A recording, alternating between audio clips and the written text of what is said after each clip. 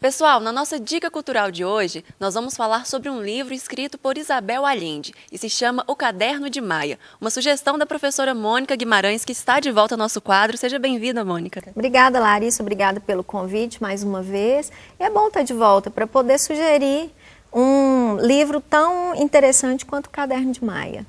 Muito legal. Pelo que você já me contou, Mônica, é uma história que envolve, uma menina de 19 anos, também envolve drogas, crimes e assuntos até polêmicos e que muitas das vezes acontece, com muitos jovens na atualidade. Conta um pouquinho desse enredo pra gente, por favor.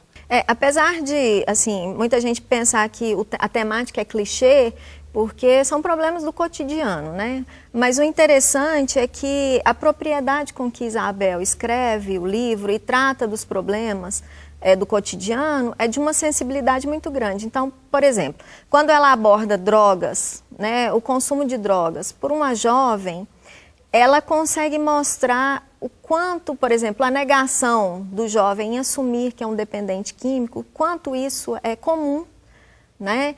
Como a família lida com esse problema de mandar para clínicas de reabilitação e o jovem fugir, que foi o caso de Maia também, relações familiares que sempre acabam desencadeando algum problema para perturbar o adolescente ou o jovem e que acaba levando para esse mundo das drogas. Então tudo isso são temáticas que são abordadas pelo livro, mas com uma propriedade e uma delicadeza muito grande. Todos os problemas são sérios, mas nada é vulgar. Todos são respeitados, todos os problemas são respeitados pela escritora.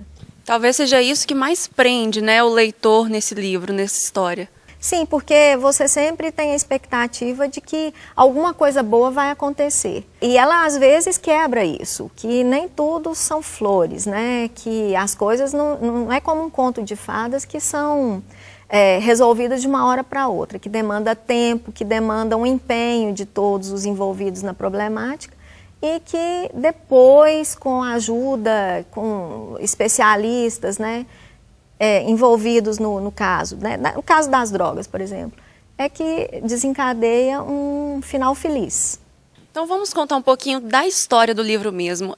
Como que Maia começa a se envolver com esse mundo das drogas e ela consegue sair? Conta um pouquinho dessa história pra gente, Mônica. O uso dela de drogas começou, ela era uma menina que tinha pais, mas que foi criada pelos avós.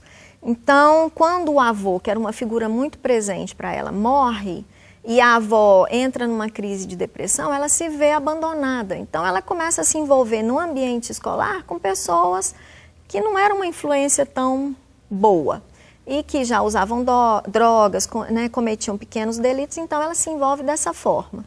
Quando a avó percebe que a menina já estava dependente, ela resolve enviá-la para uma clínica.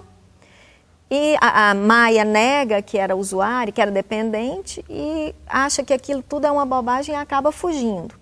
E nessa fuga, ela vai para Las Vegas e acaba se envolvendo com traficantes, com um traficante muito famoso e influente da área e falsificador também. Quando esse traficante morre, ela já era uma dependente química pesada, usava drogas pesadas, então ela acaba se vendo sem a droga, sem o dinheiro e o conforto que aquilo proporcionava para ela, ela vai para as ruas mendigar e disposta até a se prostituir para poder conseguir as drogas. Ela acaba sendo, apanhando muito, vai para o hospital e é ajudada por uma enfermeira que acaba entrando em contato com a avó, e a avó a envia para uma cidade bem afastada no Chile, como se fosse um exílio.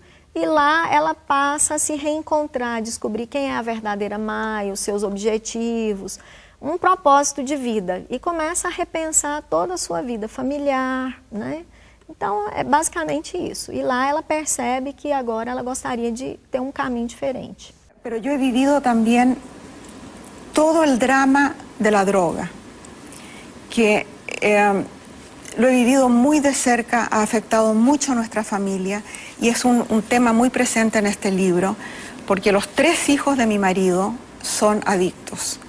El hijo mayor, que ya tiene 47 años, nunca pudo hacer una vida por culpa de la droga. Mira, no era un drogadicto violento ni nada de eso, pero en Estados Unidos tú vas a prisión porque te pescan con marihuana.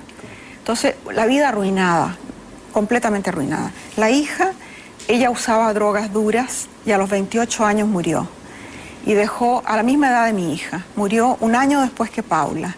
Así que mientras yo vivía el duelo de mi hija, mi marido vivía el duelo de la hija de él. Y el hijo menor de Willy estuvo metido en drogas hasta los 20 y tantos años, estuvo 10 años usando heroína, perdido en la calle y se recuperó, se rehabilitó. O sea, yo he visto la droga desde los comienzos, pasando por la muerte y también la posibilidad de salvarse. Entonces conozco el tema muy bien y lo he sufrido muy de cerca. E o bacana é que essa parte em que a personagem ela, né, vive um tipo de exílio tem relação com a vida mesmo, né, real da Isabel Allende, né? Porque na vida real ela viveu essa situação. Conta um pouquinho pra gente, Mônica. Bom, uma das características das obras da Isabel Allende é que ela nunca perde a cultura, as raízes. Então, como ela teve que, por questões políticas, como sendo sobrinha do Salvador Allende, ela precisou se exilar. Então, ela retrata, não de uma forma explícita, né, como incorporando para a família Allende, mas coloca em Maia a situação que ela vivenciou enquanto uma exilada política também, né? Só que no caso, a menina. Bacana. Então, por que você acha que o pessoal de casa pode adquirir já esse livro, né? O Caderno de Maia de Isabel Allende, e aproveitar o final de semana para já começar a leitura? Olha, na verdade eu recomendo não só o Caderno de Maia, mas qualquer uma das obras da Isabel Allende. Porque é uma leitura gostosa, fácil, não precisa de um dicionário para poder fazer aquela leitura, não é um vocabulário rebuscado, e uma leitura delicada, interessante, que você fica louco para saber o final. Muito bacana, Mônica. Obrigada pela sua participação aqui no Conexão Unipan, na Dica Cultural, e a gente se espera mais vezes. Eu é que agradeço e espero que todo mundo aproveite o final de semana para poder apreciar a obra da Isabel Allende. Pode ter certeza, Mônica, a dica está dada, viu, pessoal? Pode aproveitar então o final de semana e começar a ler já o Caderno de Maia. Nós já vamos ficando por aqui, semana que vem eu volto com mais informações, mais dicas e muitas novidades para você. Um forte abraço e até sexta-feira que vem.